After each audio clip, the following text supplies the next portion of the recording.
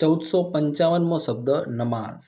નમાઝને અંગ્રેજીમાં કહેવાય મુસ્લિમ પ્રેયર, જેનો સ્પેલિંગ થાય છે MUSLIM મુસ્લિમ, PRAYER મુસ્લિમ પ્રેયર મતલબ કે નમાઝ. 1456મો શબ્દ નવરાત્રિ. નવરાત્રિને અંગ્રેજીમાં કહીશું ફેસ્ટિવલ, 9 દિવસનો ફેસ્ટિવલ, FESTIVAL એનો સ્પેલિંગ થાય છે ફેસ્ટિવલ મતલબ થાય નવરાત્રિ. 1457મો શબ્દ નાચવું. નાચવુંને અંગ્રેજીમાં કહેવાય ટુ ડાન્સ, જેનો સ્પેલિંગ થાય TO2DANCE ટુ ડાન્સ મતલબ કે નાચવું. 1458મો શબ્દ નાટક. નાટકને અંગ્રેજીમાં કહેવાય ડ્રામા, જેનો સ્પેલિંગ થાય છે DRAMA ડ્રામા મતલબ કે નાટક. 1459મો શબ્દ નાતાલ. નાતાલને અંગ્રેજીમાં કહેવાય ક્રિસમસ, જેનો સ્પેલિંગ થાય છે CHRISTMAS ક્રિસમસ મતલબ કે નાતાલ. 1460મો શબ્દ નૂતન વર્ષ. નૂતન વર્ષને અંગ્રેજીમાં કહીશું ન્યૂ યર, જેનો સ્પેલિંગ થાય NEWYEAR ન્યૂ યર મતલબ કે નૂતન વર્ષ. 1461મો શબ્દ પત્તા. પત્તાને અંગ્રેજીમાં કહીશું કાર્ડ્સ, જેનો સ્પેલિંગ થાય CARDS કાર્ડ્સ મતલબ કે પત્તા.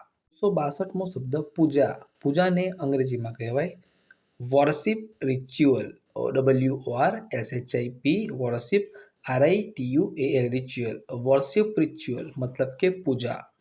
1463મો શબ્દ પ્રવેશ ફી. પ્રવેશ ફીને અંગ્રેજીમાં કહેવાય એડમિશન ચાર્જ, જેનો સ્પેલિંગ થાય છે ADMISSION admission CHARGE admission charge મતલબ કે પ્રવેશ ફી. 1464મો શબ્દ પ્રસંગ.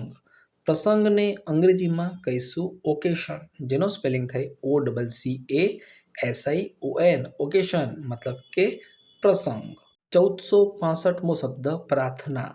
પ્રાર્થનાને અંગ્રેજીમાં કહીશું પ્રેયર, જેનો સ્પેલિંગ થાય છે PRAYER પ્રેયર મતલબ કે પ્રાર્થના. 1466મો શબ્દ ફટાકડા. ફટાકડાને અંગ્રેજીમાં શું કહેવાય? તો ફટાકડાને અંગ્રેજીમાં કહીશું ફાયરવર્ક્સ, જેનો સ્પેલિંગ થાય છે FIREWORKS ફાયરવર્ક્સ મતલબ કે ફટાકડા. 1467મો શબ્દ ફુગ્ગો. ફુગ્ગોને અંગ્રેજીમાં કહીશું બલૂન, જેનો સ્પેલિંગ થાય છે BALLOON બલૂન મતલબ કે ફુગ્ગો. 1468મો શબ્દ ભક્ત. ભક્તને અંગ્રેજીમાં કહીશું ડિવોટી.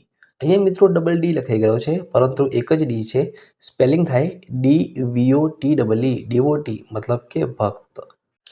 1469મો શબ્દ ભજવવું.